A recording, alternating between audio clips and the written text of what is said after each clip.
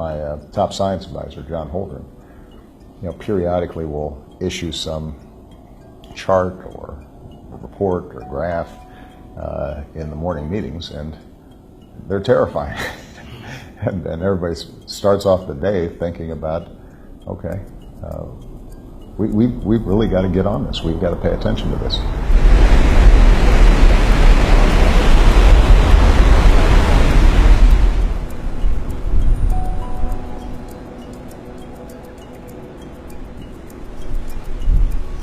First of all, Mr. President, thank you very much for talking to us and doing so in such a lovely spot.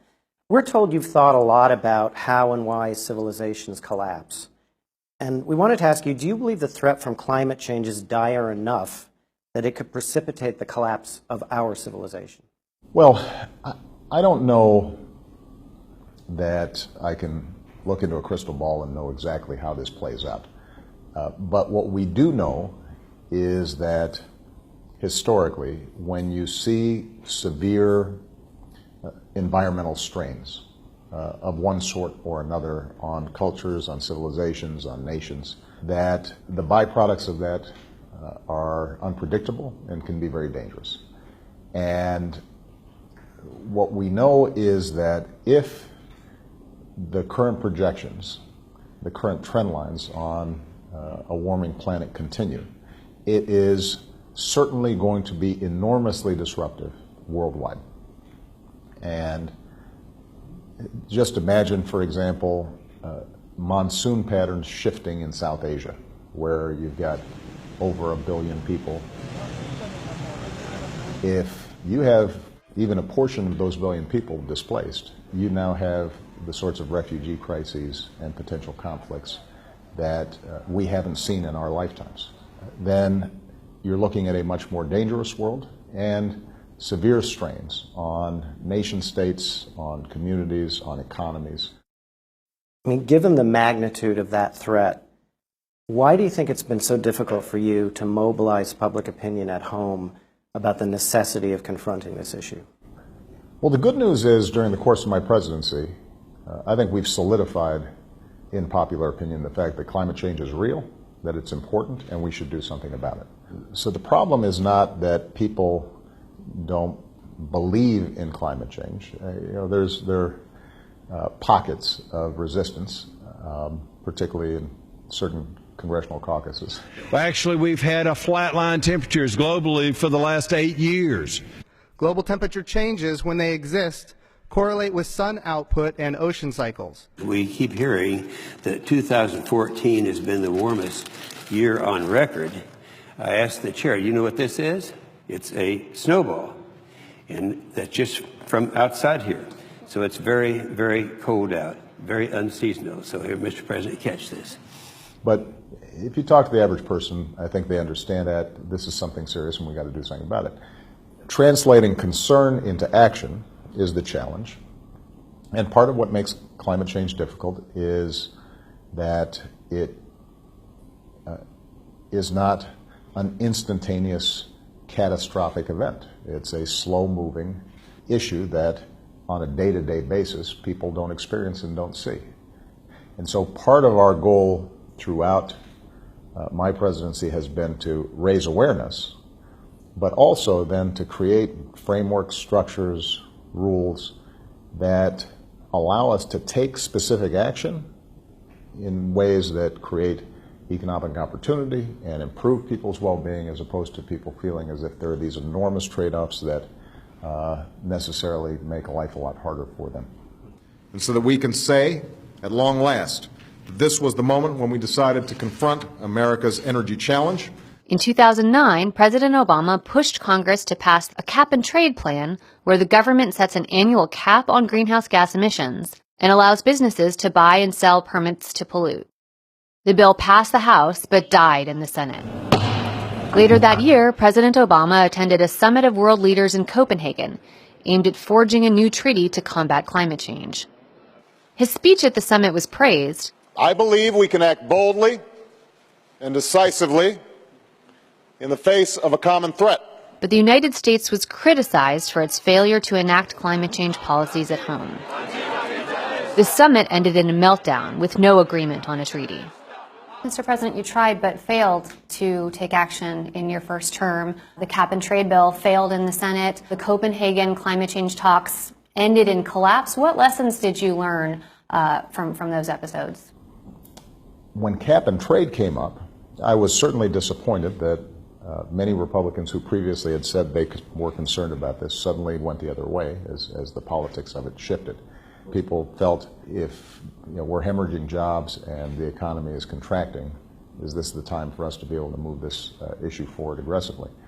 But what we did do is to use the model we had created with the auto industry to start thinking, how do we engage industry and how do we engage states on a whole set of rules and steps that, even though short of big comprehensive legislation, could still get the job done.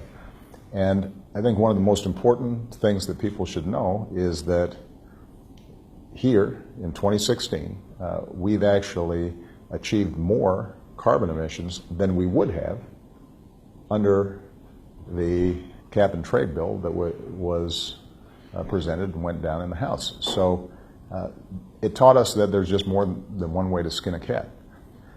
And what I was able to get done in Copenhagen was to at least extract the basic principle that if we're going to solve this problem, every country has to be involved, not just the wealthy countries. That seems like a small thing, but that was the mechanism whereby we were able, in subsequent meetings, to begin negotiations with China, ultimately leading to our joint announcement where China said it would set targets and restrain itself.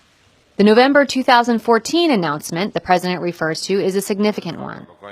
The U.S. confirmed that it would double the pace of yearly emissions reductions, and China, for the first time, announced it would limit its own emissions. I commend President Xi, his team, and the Chinese government for the commitment they are making.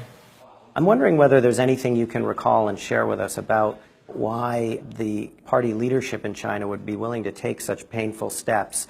Did you have any kind of interesting exchanges with the president that gave you an insight into that? I had been in contact with President Xi prior to my arrival and given him a sense of, if you are prepared to do this, here's what we're going to be doing. And for us to be able to make a joint announcement, I think would signal the capacity of the U.S. and China to lead the world on an issue of critical importance to everybody. One of the reasons I think that China was prepared to go further than it had been prepared to go previously is that their overriding concern tends to be political stability. Interestingly, one of their greatest political vulnerabilities is the environment. People who go to Beijing know that it can be hard to breathe. So I think the Chinese party leadership recognized that they had to rethink how they approach environmental issues. And we saw that as an opening for us to be able to say, not only can you address what is an increasingly important domestic issue, you can also work with us to create a multilateral framework that shows China's emerging leadership on the world stage. For the incredible work that you and your team have been doing. Back at home, Obama struggled to find common ground with Republicans on his own climate policies and elected to take aggressive, some Republicans would say unconstitutional, steps. There is such a thing as being too late when it comes to climate change. His Clean Power Plan is an expansion of the regulatory authority of the Environmental Protection Agency. The EPA is setting the first ever nationwide standards to end the limitless dumping of carbon pollution from power plants. You've gotten a lot of blowback for this. What are your misgivings about it? And how much do you worry that this creative interpretation of the law will be legally durable? Well, if Donald Trump is elected, for example, you have a pretty big shift in how the EPA operates. And there is no doubt that when you have a legislative ratification of a policy, that it is firmer. It is less subject to reversal. But keep in mind that what happens when we come up with smart policies and regulations that prove to work, it becomes stickier. It's harder then to reverse. So all these individual and collective steps that have been taken, they lock in, they embed us moving in a certain direction. And for somebody then to come in and say, well, we're going to just tear this out root and branch, it's not just a matter now of reversing what I've done, it's a matter of reversing what a whole lot of people are seeing works. Well, you talked about all this buy-in from utilities, states, industry, but one of the things that is necessary for the Clean Power Plan to be implemented is for it to stand up to legal challenge. Right. The Supreme Court has put a halt on implementing it right now, and one of the most prominent critics of the legal structure of the Clean Power Plan is your own mentor at Harvard Law School, Larry Tribe. He has said that your use of the Clean Air Act to put forth the Clean Power Plan is a vast legal overreach. He has compared it, direct quote, to burning the Constitution. What is your reaction to Professor Tribe's legal criticism? I can say that legally he's wrong, and I think most legal commentators also think he's wrong. I think he's in the minority in the view that he's taking. But ultimately what really counts is what the D.C. Circuit and if it gets there, the Supreme Court thinks about it. And I'm very confident that the Clean Power Plan will be upheld. If it is upheld, there will be some stark economic trade-offs if it's implemented. If it stands up to legal challenges, essentially the Clean Power Plan will eventually end demand for coal power. What do you owe the workers and the people in coal communities who will be hurt, who will lose their jobs, who will lose their livelihoods as a result of this? Well, I think we as a country owe everybody opportunity, and if they're in a sector that, because of the necessities of doing something about climate change, are going to be adversely impacted, then we need to be there for them. So what we owe the remaining people who are making a living mining coal is to be honest with them and to say that, look, the economy's shifting, how we use energy is shifting. That's going to be true here, but it's also going to be true internationally.